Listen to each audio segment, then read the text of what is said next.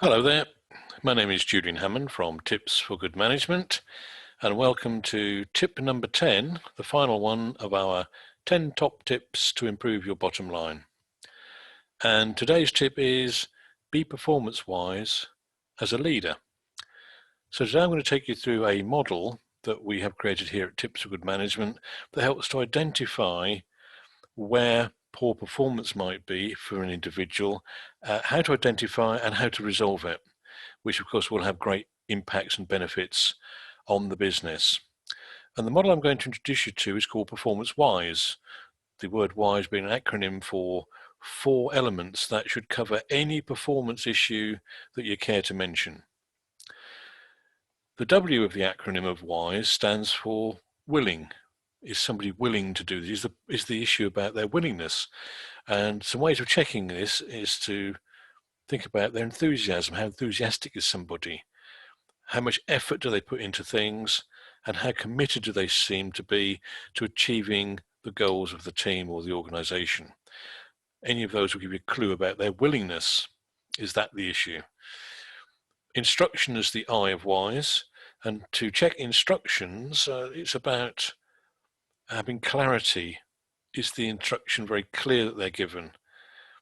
Does it include all the specifications they need to do the work, all the information and all the documentation that helps them to produce exactly what you're looking for? Is that all in place? The S of WISE is about skill sets. Are they competent? Have you seen them recently and regularly demonstrate a skill to the standard you're looking for? Are they physically and mentally fit? Are they able to do the job? Is anything worrying them? That would all be around this idea of skills under S. And have they been trained? Have you given them the proper training to carry out the job that they're meant to do, and have they been assessed in some way? Again, that'll give you a clue whether skills is the issue. And finally, the E of WISE is about environment. And the environment would include things like equipment and processes. Are all those things in place? Do they work? Are they easy to work with? Are they effective? The working conditions, both in terms of its safety and its health. So is it a healthy environment to work in? Is it safe? And finally, under environment would also include things like relationships with the people they work with, including yourself. How's the relationship with you, their boss? Because any of those things you've just looked at on that list will affect the environment and will affect their performance.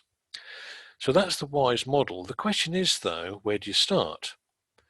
Now, most people will go, well, I'm going to start with the willingness one, because not only is it the first letter of WISE, but most people will opt for the person being the problem, which is not the right place to start.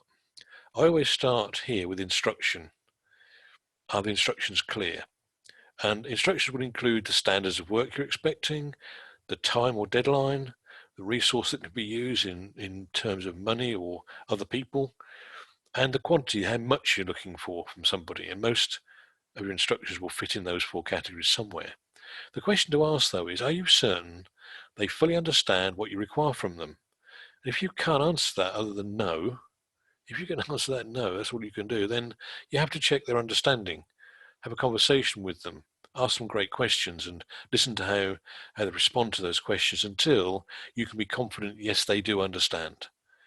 Then you move on to E for environment. So it's still not going to the W, you notice. So go to E for environment.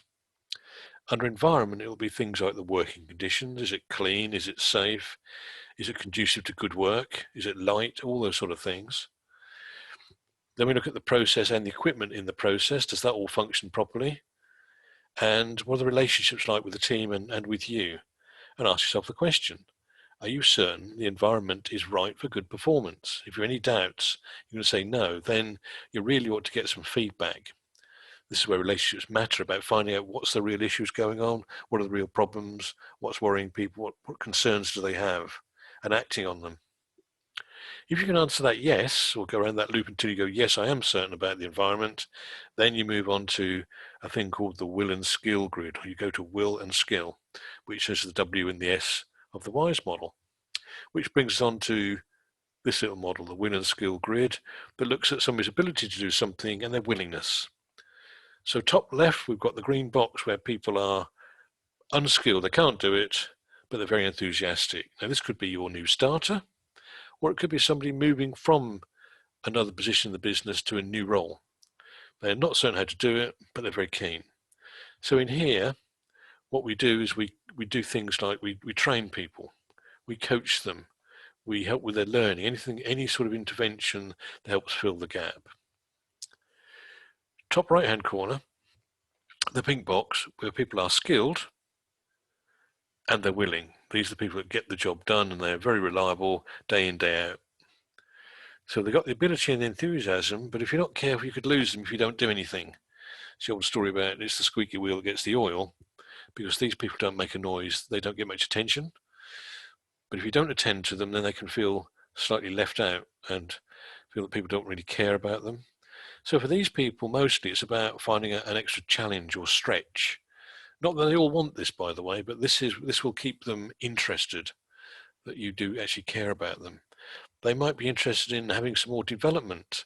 These could be your talent of the future or your managers of the future, your leaders of the future.